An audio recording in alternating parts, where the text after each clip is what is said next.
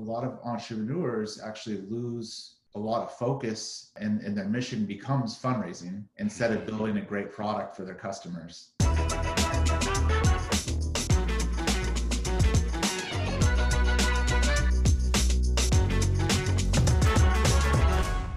You are the factor. Today is a really special day.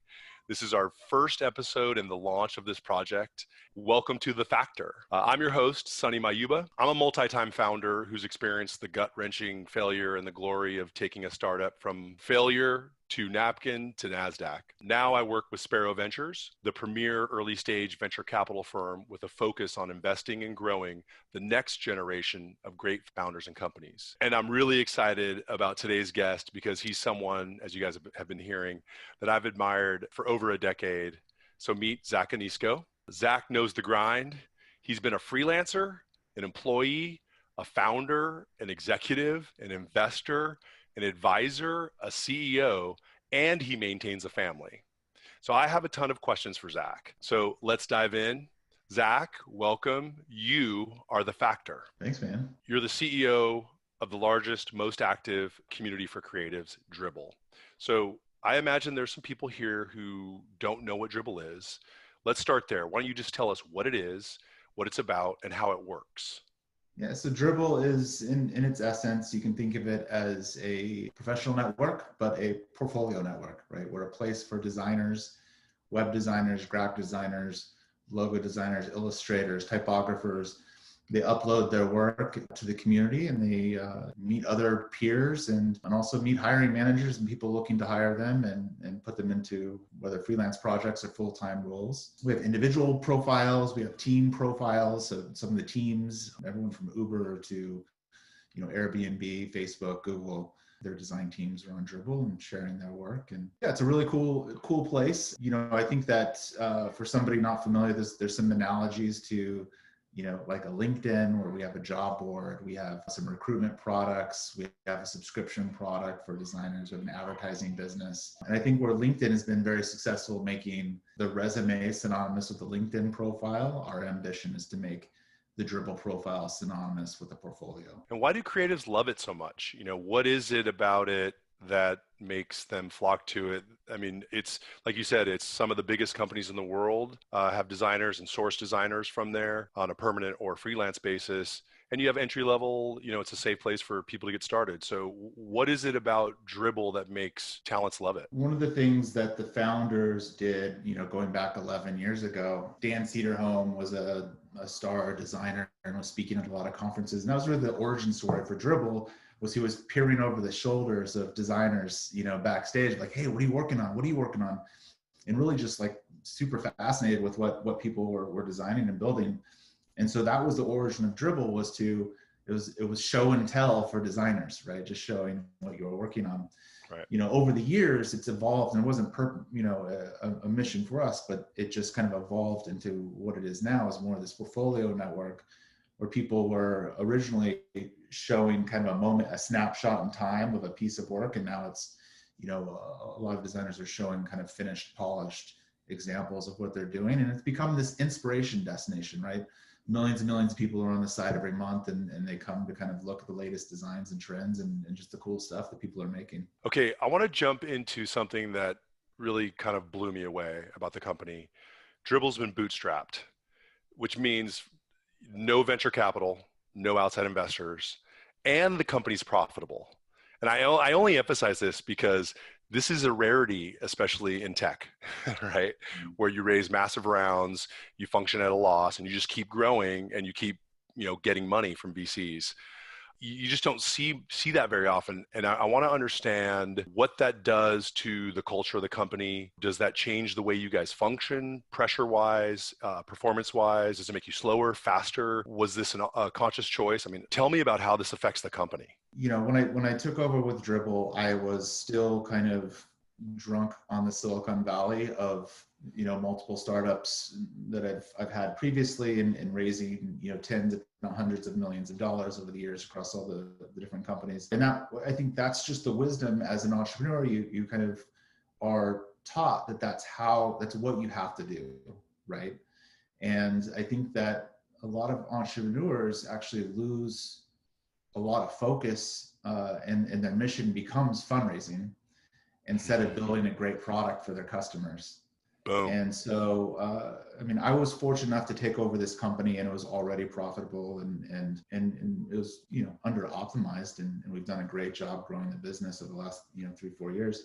The big learning for me is that once I kind of shed that kind of inherent need, and, you know, I immediately had all this like crazy inbound from every VC under the sun, and getting money, I don't think would be a problem at this point, but it does take some discipline to you know, kind of just delete those emails from the analysts who are just trying to dig into your numbers. And yeah, I mean, I think that the times are changing, to be honest. And then maybe this is controversial since this is, you know, this is sponsored by a VC firm, but and I make investments too, and it's great. But I think for entrepreneurs who are watching, you know, I think that, you know, the times have changed dramatically over the years. You know, when we were getting our start 20 years ago or whatever, you had to raise money because you had to hire, you know, engineers out of Stanford because your application was Java, and you know, you had to buy expensive servers that you co-located. Yeah, actual servers.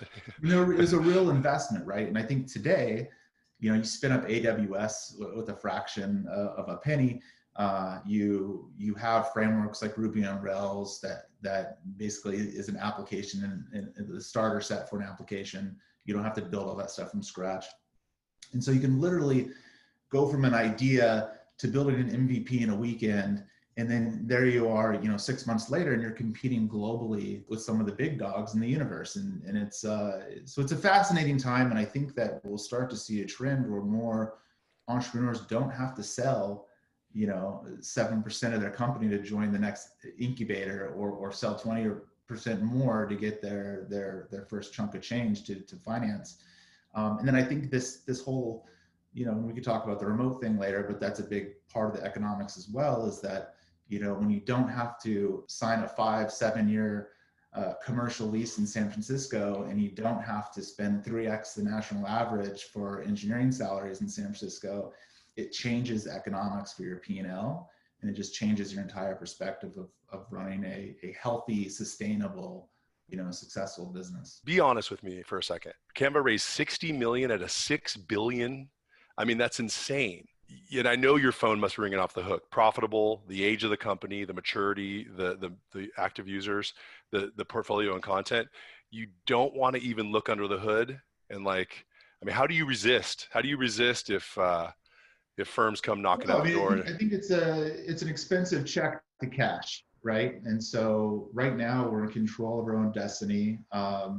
You know, the Tiny Capital guys, Andrew Wilkinson, they're on our board, and our board relationship is super casual. I send like a monthly financial update over email. I'll send some text messages back and forth. And maybe once a year we meet up in person, but that's kind of the formality of my board structure, where, right, you know, at past companies, like I was like blood, sweat, and tears just to put together just to prepare for the board meeting. And it was like putting on the boxing gloves, and because there's a lot of misalignment between entrepreneurs and investors, because as soon as you take that check, you're on somebody else's time clock.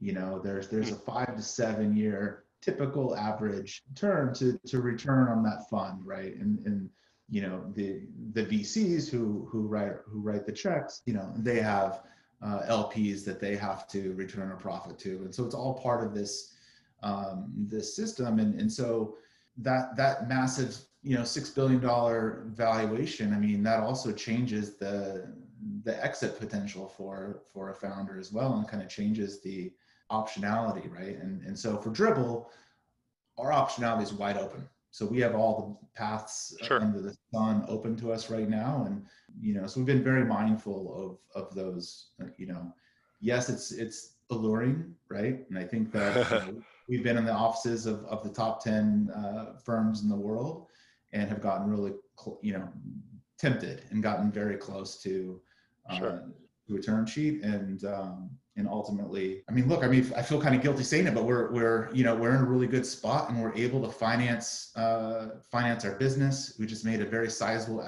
acquisition. We just acquired my former company, Creative Market, Right. and we got a very prosperous future in front of us. And so there's just not a huge need, to Right. take somebody else's money to finance the business. Give advice to the founders that do need some runway to figure it out. I know from my experience, I needed some runway, and things worked out lovely. We raised capital from, individuals and VCs, returned a great X to them, and I got a nice journey out of it. Sometimes you just need runway to figure it out. Sometimes you need runway to build things, right? You're definitely an anomaly in this space. So What maybe, did, I'm yeah, not anti, venture capital. I think it's great sure, for a lot of businesses, and there's different business models, and there's different, totally.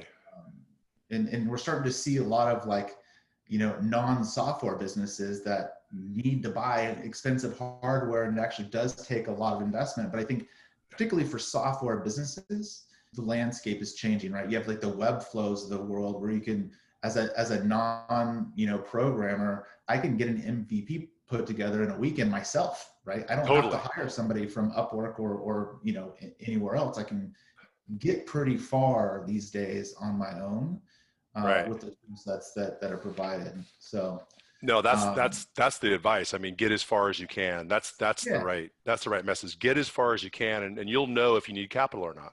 I think you go back to the old PG, the Paul Graham advice too, of the early days. It's laborious manual growth, right? So you're not trying to do viral loops and stuff. You're going out and knocking on doors and just asking people for feedback, and let's just get that first customer. And once you get that first customer, get your next 10 customers. That's the early day hustle that I think a lot of people don't. I think we've lost a lot of that in that. People are spending more time, optimizing their pitch, to the incubators of the world than they are optimizing their pitch and their product market fit to get into their first, 100 customers. There's a really great book, and I am totally spacing on the author. It's called, I think it's called Scaling Lean. But the first opening of the book kind of breaks down these basic calculations of a SaaS business, right? Hmm. And you start to look at the simple thing of pricing, number of customers. He has this example of $10 million goal. Hmm. You want to build a business with $10 million, and you start backpedaling the math it takes to get to that goal. How many customers? What's your lifetime value? What's your customer acquisition cost? And you start to put those pieces in.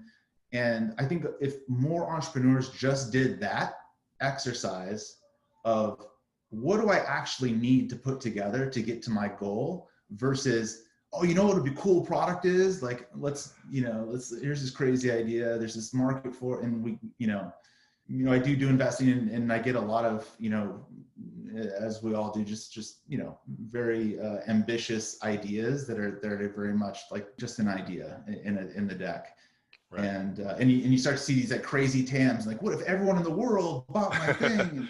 Yeah, Or the that would be classic. If cool, I only but had 1% of this market, I'd be worth. yeah, Yeah. but Yeah. look, if you're two guys in a dorm room and you're looking to pay rent, make that rent your first goal. What's it going to take to Ooh, I quit like that. job at the deli and just make have enough money coming into my business that pays my rent? It's not a That's a crazy goal. great first goal. And Yeah. then from that, how do I go from okay, how do I get my first employee and finance my first employee? And it's just baby steps, and I think a lot of people lose that, and it's what somebody, creating a mom and pop business down on Main Street would do. Yeah, it's the Why not do fundamentals. this for a software business? No, It's that's awesome. So you touched on something I want to talk to you about. So, you were Creative Markets Chief Growth Officer. You ran it up to 6 million MAUs. I mean, that's just incredible. You're talking about something that's so important. And I tell founders this all the time, get 1,000 fans. One of my favorite stories is the 1,000 first true fans, something a good friend, Brian Alvey, turned me on to. And as it turns out, getting 1,000 customers is really hard. 1,000's hard and it's nothing, right? So, I mean, VCs won't even look at you. But it 1,000 depends on your fans. pricing. right? So Well, that's right. Yeah. the product Yeah. costs $10,000, then 1,000 customers is you're there. Yeah. But as you know, even a free product, getting 1,000 people to use it, of course, they'll log in, but to use it, to truly use it, it's got to be good. So tell me about each phase of growth from that, your first 1,000 people to 6 million MAUs. We do a lot of just what I talk about is like planting seeds, right? You have to kind of diversify your approach and like plant seeds across all the various channels and ideas. And, you know, we did some scalable stuff, we did some non-scalable stuff, and you kind of just try to see what's going to actually sprout and grow rings. And once you see that sprout, then you can go and nurture that channel and kind of let some of the, you know, the seeds that didn't sprout go. But yeah, I mean, it's different for every company. Every company has, you know, different channels. I think the oversimplified, Andrew Chin has a blog post that talks about there's basically 5 channels for scalable growth. So like kind of focusing on those 5 helps just kind of understand the landscape. But I think in those 5 are, what is it? Virality, viral loops, paid ads, SEO, sales. But anyway, but you have to like kind of like grow into each of those channels before you even know like if any of those channels are going to work. You kind of have to test the waters, and not, you know, each one is like actually really hard to pull off successfully. But, you know, we did some stuff early on that was very manual, right? And inviting designers personally. With Dribbble, Dan, our co-founder, he had 50 boxes full of t-shirts and sent a handwritten note and said, like, basically, please, you know, you're a famous designer, come check out my new thing. And like that gift of a t-shirt was enough to get like that original like 50 people on, and then 100 people came, and then before you know it, 1,000 people came, and then before you know it, it was, you know, 7 million MAU a month, you know. That's it. Do the things that don't scale. Another PG, and something that's near and dear to my heart. Go old school sometimes, you know, pass out flyers, send out cards, send out t-shirts. I used to do at Creative Market, we, for shops, you know, it's a marketplace. Yep. When a shop would we actually got in trouble for this. We found out later it was illegal. But we made these like really nice, like letterpress, had their logo embossed on the cover of it. It's like this really nice like linen paper, and then it had your first dollar bill inside the envelope, and I'd write a handwritten note. And so I had my team actually do an assembly line. One person would put the dollar in, one person would, you know, I'd write the notes, someone other would lick the envelope, another person would put the stamp on it, and we'd like every month it just like the number of people making their first dollar in the marketplace grew until we couldn't like do it manually anymore. We just gave up. Nice. You know, but awesome. That early, just the, you know, you start to see those tweets out there and people are like, holy shit, Creative Market sent $1 to this person, this $6 cool. It was like a plaque, so you can put it on your desk proudly. That's so cool. Well, so sending the U.S. currency through the mail, is that the illegal part? Yeah. Okay. That's a big no with the postmaster. That's a good hack, and it worked. Yeah. So how about now at Dribbble? What metrics are you tracking to keep your hands around the business? Revenue. Yeah. Profit, you know. I mean, there's lots of, you know, it all splinters down, right? And there's a lot of, you know, things that we're looking at, and it's actually a pretty complex business. It's not like a simple SaaS, you know, product. Of course. It's a, you know, it's a network. It's a social and professional network. So, I mean, there's a lot of stuff that we're looking at, but one of the things and one of the benefits of being bootstrapped and not having investors on the board is that we're free to grow at our own pace. And I think that, you know, I've gotten in trouble in the past, like being in charge of growth of businesses, is that the mandate was really coming from the board to grow as fast as possible for the goal of raising that next series as fast as possible.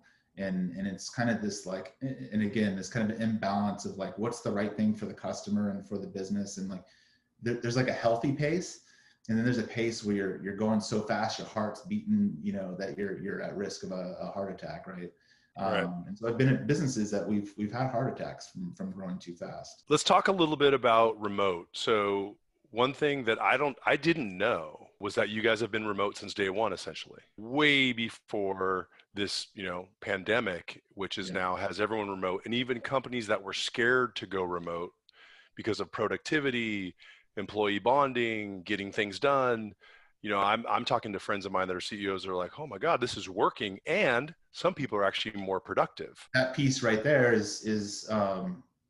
so last companies going back years, we always had a fragment of the company that was remote just because they didn't live in San Francisco. But there was always like a headquarters in San Francisco and in that hybrid approach. And I think at the company I was at just before Dribbble, we were around 250 employees and there were only about 100 in San Francisco, but there are offices kind of all around the world in 14 different cities. But what we saw was that decisions were being made in San Francisco and they weren't being communicated to the majority of the company who was distributed. And so that was always I kept coming back to that in my mind of like the hybrid approach is probably the wrong way to do it. Really? When I took over Dribbble, it was only 8 people on the team. We're just under 30 now. But I thought about getting a spot in Oakland. Like, this is just what I'm supposed to do. Like, we're a startup. You're supposed to be in the Bay Area. Right. And then I started to hire people that were not in the Bay Area, and it just didn't make sense. So like the further we went, we started hiring more and more people. We just said, you know what, I was commuting to the city. My kids were younger, and they were going to bed before I was coming home at night, and I was leaving for the commute before they were waking up, and I just wasn't seeing my family. So selfishly, I kind of doubled down on the remote thing. Sure. I also built this home office in my garage. Nice. Model. So I thought I was going to use this one day a week and have like one work from home. Never looked back after kind of making the decision. Give us the secrets, like, or tips and tricks on how do you, here's what I struggle with. How do you keep people connected? How do you keep, the productivity thing I don't think seems to be an issue, right? But the human bonding aspect, the, connectivity, that magic of collaborating in the same room. We both play music, you couldn't totally write the awesome album from afar. You could, I guess, Radiohead might've done it, but you get in the room and you start jamming, right? So that jam session vibe of a company, like, is that ever going to come back? Or because that's the hybrid approach. Is it fully remote? Can you keep that bonding and that magic going? Yeah. So I think that magic still happens, and it's always been the dream of the internet to work remote, and you go back to that movie, The Net, for Sandra Bullock movie from the 90s, and she's like hacking on the beach in Bali or whatever. That's right. And that was always the dream. But the reality is like that infrastructure from old school to new school came over, and we all got kind of addicted to working together. And you've seen the transitions from like the cubicles to breaking down the cubes. Now we're bringing cubes back. It's just because you go into these offices and like you have these massive floors. And my last company, without naming names, we're spending 6 figures a month for rent. And half the time the company, my team, which is like 40 people or whatever, was like, I just want to work from home because I can't get any work done in the office because it's too noisy and distracting having 100 people. Like, everyone's wearing like the boys noise canceling headphones and can't focus. So anyway, so when I took over the company, immediately I saw that the engineers in my team were like 3x more effective, working remotely than the team in San Francisco. And it's just kind of that free of distractions. We've done something, as we've grown, to invest in 2 or 3 key areas. I think one is just over communication and just making sure that we kind of over document. A lot of companies have like a quarterly or a monthly all hands. We do all hands every week and go into every function, and everyone kind of shows off, and we rotate who kind of presents and shows what they're working on, so that everyone has a voice, everyone has a turn of the microphone, and no one feels like they're out of the loop. Everyone's feeling plugged in. No one's stuck on a lonely island feeling isolated. We do one-on-ones weekly. Every direct report talks to their manager, so they're just, everyone's plugged in. The other one is just having fun, right? And so we're goofy. We make jokes. We have all these Slack channels like everyone else does, but I think I've tried to like set an example as a CEO of just letting my guard down and trying not to have an ego, and just being, having a flat organization, and just building trust with my team. and trying to just have this fun environments. We do things like virtual coffee hours and book clubs and movie clubs, and we do like games together, and just trying to set time aside as a team that's not work. It's just like trying to bond as people and have fun and be goofy. And what we see is like that sense of humor really lowers the guard of people and lets people really be their authentic self. And I think you don't have that in an office environment. And that's why we have politics. That's why we have, harsh working environments, because everyone's just trying to jockey and get up to the next ring on the ladder. So we've really been very mindful of building this culture of fun, a culture of communication, and also a culture of trust. So the one thing I hear from a lot of managers and entrepreneurs that are, a year ago, this is very contrarian to talk about having a remote company. Today, it's like, it's the new normal. And so people are kind of thrown to the fire with this, but you have to trust your people to do their work. And so we don't have like set hours, like people, one of the big benefits of being able to work remotely is that you can, design a better day for yourself and really, have your perfect day. If you need to, go coach your kid's soccer team at 3:00, like, I don't care. As long as you get your work done, we're good. And also being a remote company, it's very easy to spot who's not pulling their weight. And we have that conversation and it cracks. Oh, really? So it's easier. So accountability actually shows itself without having the mechanisms that's the over communication thing, right? And so daily stand-ups and things like that, you really see, we have our product team and our engineering team, they're setting the forecast for projects. So we kind of are, they're kind of responsible for their deadlines, and we're not hardcore about, time frame and deadlines and stuff, but if somebody says they're going to do something and it doesn't happen, then it's really, it's glaring there of like, okay, well, what happened? Let's talk about that, Yeah, I mean, we've been very mindful from the beginning just about that culture and just knowing that being remote was going to be challenging to connect. The other thing that we've done is that, and we missed our last team trip, was supposed to be in May, but we try to do 2 in-person meetups. And so we have this traveling roadshow circus design conference called Hang Time. And it's been now in Boston, Seattle, LA, New York, and this recent one was supposed to be in San Francisco and didn't happen. But that conference actually covers the T&E to fly all of our remote people together, and we hang out for a week. And it's laptops down. We don't do work. We don't go in a co-working space and bang keys.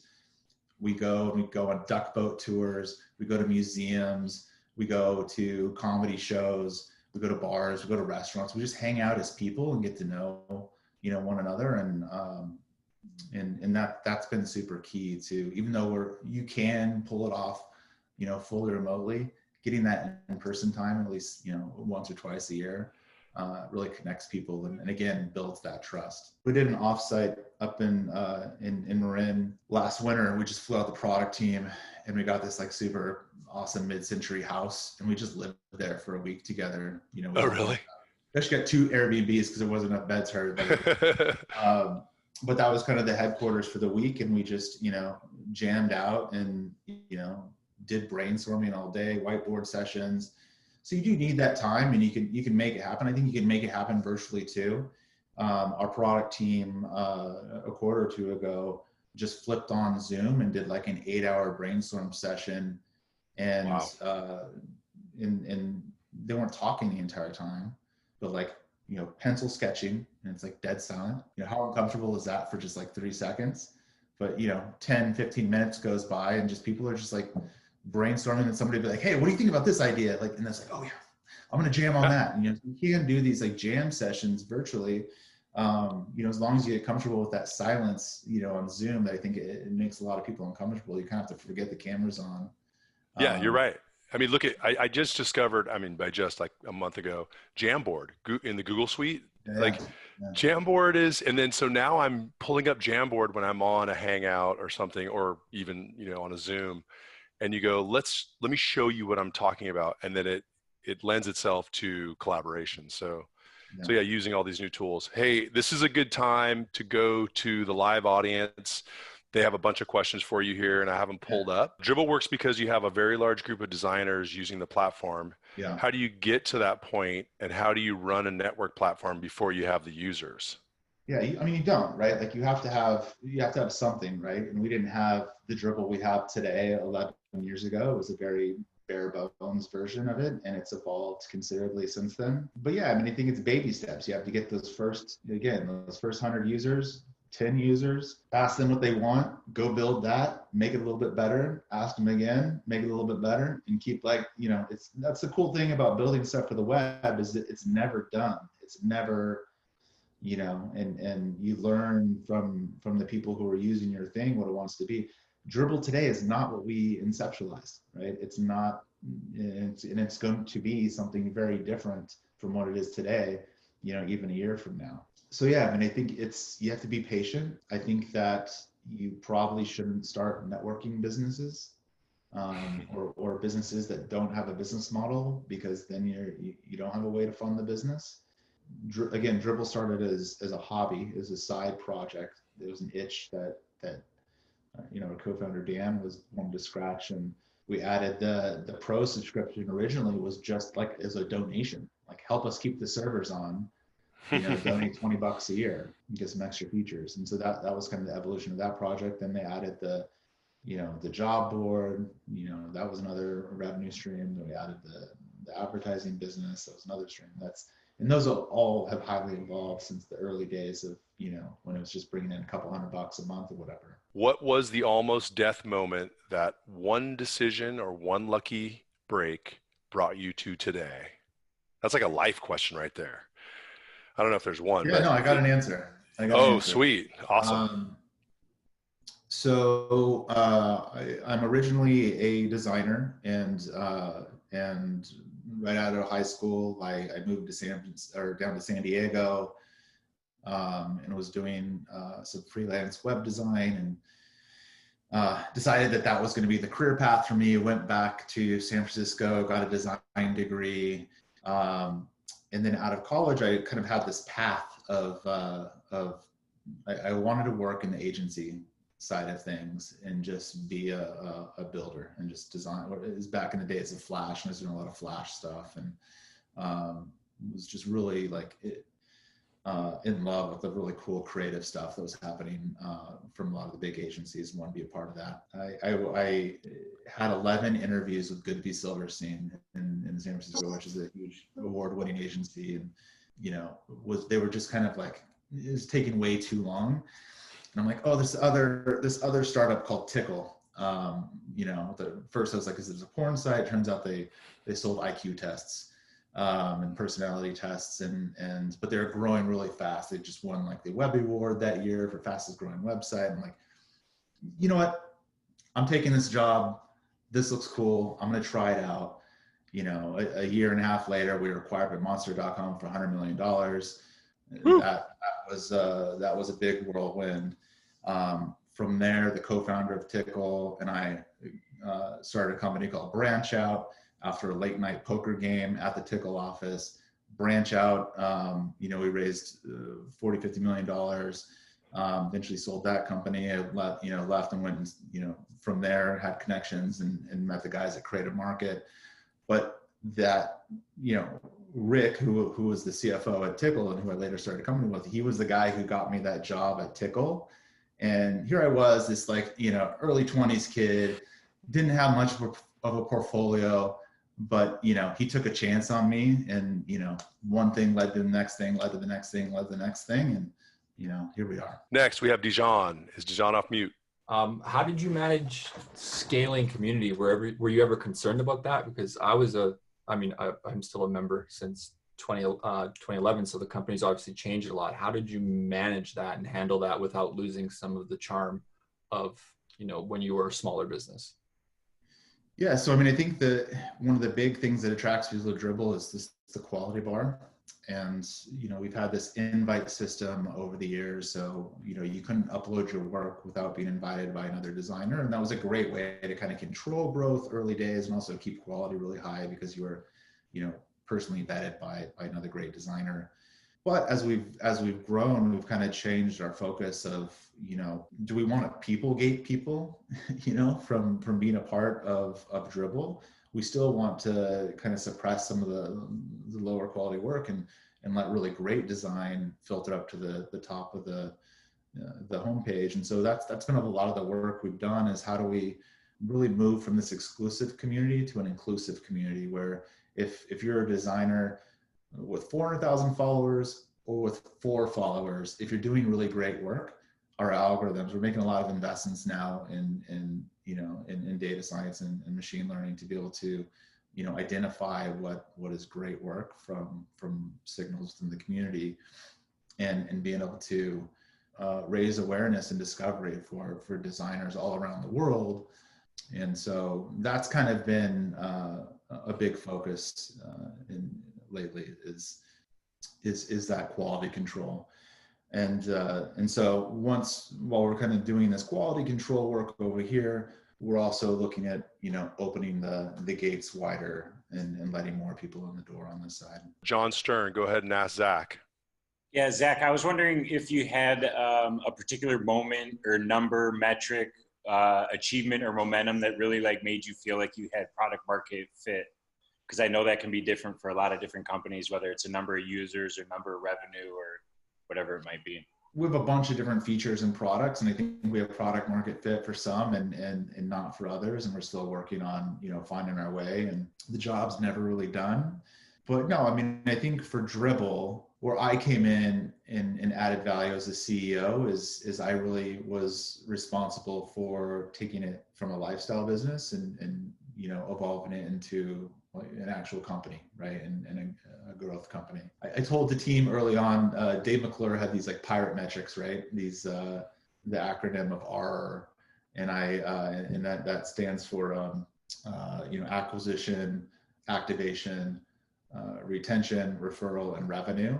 And I flipped it around and I turned the acronym to ROAR and turned it to Tiger metrics, because we just need to focus on revenue as a profitable business. Focus on that first. Let's start to do some of those optimizations, and then work backwards and worry about traffic and everything else in the end. We're privileged enough to already have considerable traffic. We were, a top 3,000 website in the world 3 years ago. Today we're a top 1,000 website in the world. So we have increased our traffic a bit too. But, really focusing on, revenue as a core. And it's kind of, again, it's almost contrarian, because, as you're, starting a company, it's let's just get traffic and let's just get more users, but really finding those customers who will support you. And, that comes back to delivering value back to those people. And that's the key to product market fit. If you can find that thing that's valuable enough that somebody's going to, pay you some amount of money for, it's called a business. that's the definition. Okay. No, great.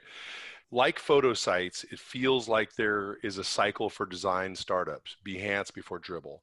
How do you think about the future and make sure Dribbble is the location for designers for a long time to come? So one of the things that I did when I took over Dribbble, and part of this kind of evolution from lifestyle to company, was I defined a mission and a vision statement for the company and core values for the team, right? And one of those core values for the team was to not be afraid of taking intelligent risks. When you're designing a platform for designers, there's a lot of inherent fear in that of getting it wrong and getting backlash from this community now that, can sometimes just feel us as wave on Twitter if you get something wrong. For the most part, we get stuff right and we get a lot of love from the community, which is great.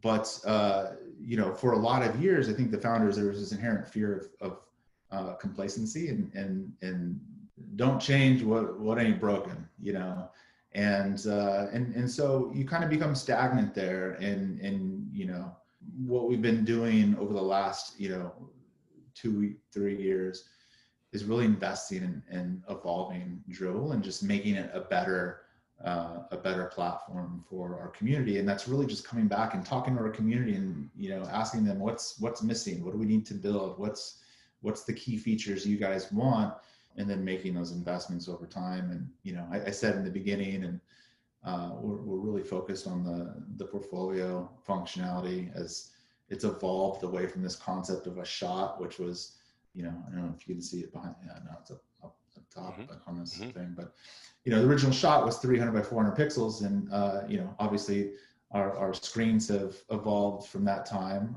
from 2009. And so you'll see some pretty big changes to the platform over the next 6 months to a year as we really make investments in that area and evolve what Dribbble is. All right, unmute Tim from plural.com. You've got a great question, and ask your question. Tim, go ahead. Awesome. Yeah. Hey, Zach, nice to meet you. My name is Tim from plural.com. We're also working on a marketplace for hiring professionals. And we're pretty horizontal, and it seems like Dribbble, of course, you focus on designers, right? Super vertical. But so how do you think about the future of multidisciplinary, multiplayer mode when it comes to collaboration online between designers who are Dribbble users and then non-users, for example, front-end engineers, back-end engineers, and whoever else you need to turn these designs into reality? So, I think there are kind of two main categories two big buckets on Dribbble today. It's kind of the graphic designer and the web designer. In the graphic designer bucket, you have illustrators, brand designers. Under the web design, you have product design and even animation and things like that. And what we've seen is just last couple of years, it's just kind of organically other creatives are coming. They're showcasing other types of work. 3D is becoming, a big trend right now. We're seeing a lot of illustrators learn that skill set and polish those chops to make, I think AR is going to be fascinating to see what comes out of that. And, as that becomes more immersive in our user experiences, voice design, there's going to be some really cool stuff as technology evolves. But for us, it's not something that we've been like purposefully, let's go after this particular subset of creatives. It's something that we'll kind of slowly start to support over time as we see more and more needs for different types of support from different types of functions. I think it's great. I think for most designers, it's not like you're just one thing. I think that, there's this term back in the day called multimedia, because, what was really cool about technology is that there were all these different types of mediums that you can put together.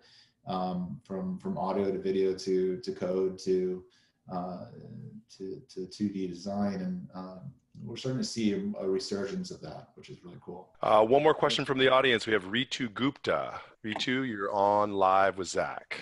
Hi, Zach. Great session. Love all the conversation. My question is, from an early stage to now, how have your challenges changed? And the reason I'm asking is, I hear it doesn't get any better.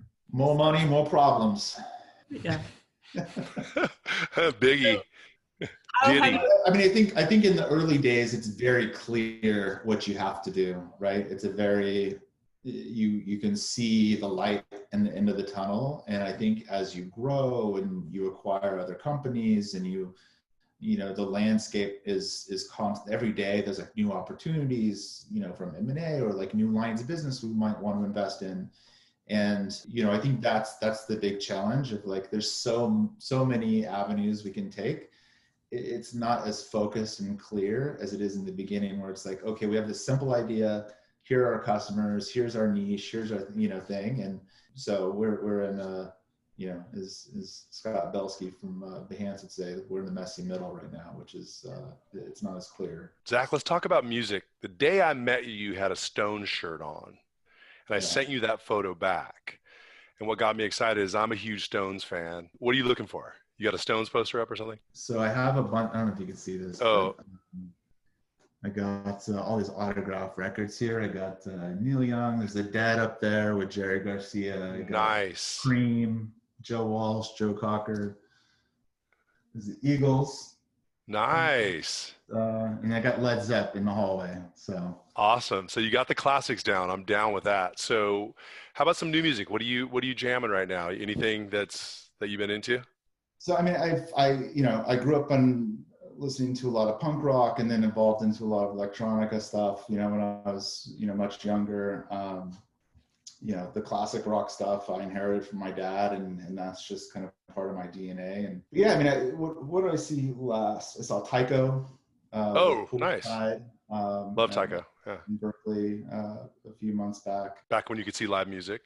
Yeah, those the good old days. We have 2 small kids these days, so kind of Yeah, right. So yeah, you're just throwing on like night outs, but stations. Yeah, it's cool. Yeah, but, Tycho's a good one. Last thing I want to ask you, I saw that 100% of Dribbble's shop proceeds will go to Equal Justice Initiative, a nonprofit challenging racial and economic justice.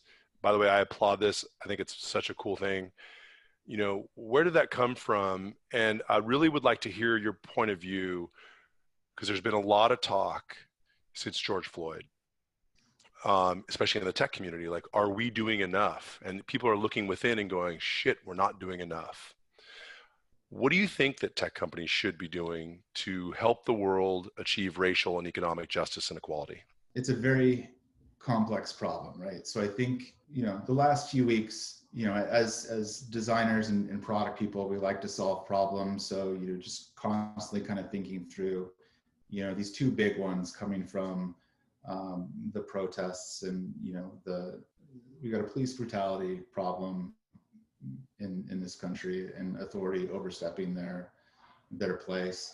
I think that is just something that, there's a lot of bullet points in that one, but it's a solvable one, right? I think that one, you can kind of find how to retrain people, how to, put laws in effect to hold people accountable for their actions. The inherent racism one it's a tougher one to solve, right? And so it's also going to be one that's going to be very deeply rooted in education. We have to evolve as a society. And I live in Walnut Creek, and all of downtown got smashed up and looted, and then we're followed by a bunch of peaceful protests. I was in my car picking up my kids on the freeway, going on the freeway to pick up my kids at my mother-in-law's house the other week, and a sheriff comes and like stops the traffic on the freeway. All of a sudden, this deer comes running at me this way. I'm like, there's a deer on the freeway. That's trippy. And then all of a sudden, like, the protest just came on the freeway, and I was stuck there for an hour. And, and it's I'm in a weird, like, I'm a white male, CEO of a company.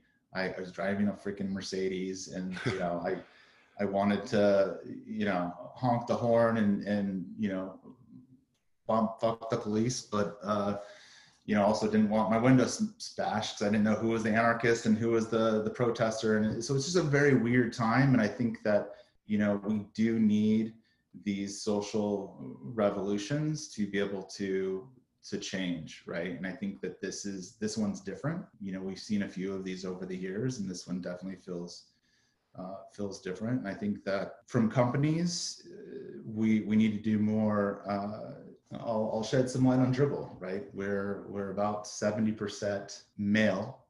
We get that from Google Analytics. So there's definitely a equality problem just in the design industry, and then being US based, it's, you take a look at our leaderboard and you see very much predominantly white as well. And so I think, for our community, there's, we've raised thousands of dollars for NAACP and different charities, but that's just throwing money at the problem. I think for us, thinking about our platform, as a whole, and how, again, kind of moving from this exclusive community to an inclusive community, because we had this invite system, it was a lot of white males inviting other white males they knew, and that was just kind of how it happened. And so, we're looking at features and functionality and things that we can do in our social channels and our blogs and our podcasts, and how we can raise the awareness of Black designers, of female designers, of designers from Sri Lanka, from designers from the middle of nowhere. We have designers all over the world, right? And so we're trying to take action there to raise the awareness and help less privileged folks become successful designers as well in their career. And then, I think, for our company as Journal too, just, our hiring practices, we've gone to a point in the past where we're 50%, male-female ratio. We try to hire from hiring boards, from different types of boards to not just kind of flood the ATS full of stereotypical applicants. So, but no, it's complex. It's hard. It's not going to be an overnight fix. But I think that as much as I didn't like boarding up my wife's shop downtown, I still supported the cause, and I think it's going to be a positive thing for society and moving in the future. I appreciate this talk with you. We're at time. Audience, thank you for joining. Hey, keep supporting Dribbble. Buy something from their online shop before next Tuesday. Zach and the team are donating all the proceeds in June to the Equal Justice Initiative, plus the stuff on the shop is just amazing. You can follow me at Sonny Mayugba and at Spero Ventures. Be on the lookout to sign up for episode 2. If you're a founder, by the way, visit foundersummit.vc. That's foundersummit.vc and snag a free ticket to the 3rd annual Founder Summit from Spero Ventures. This is going to be 3 days of amazing speakers, content, networking. Zach, share it with your team if you guys need codes. Just say Ha Nguyen and you'll save $500. It's all on the site there. Zach, thanks for being our first ever factor. Dude, you're the factor. All right, until next time, everybody stay safe, never give up. And if you're a sick company that does want the greatest investor in the world, send us your deck. Bye-bye, y'all. See ya. Thank you, Zach.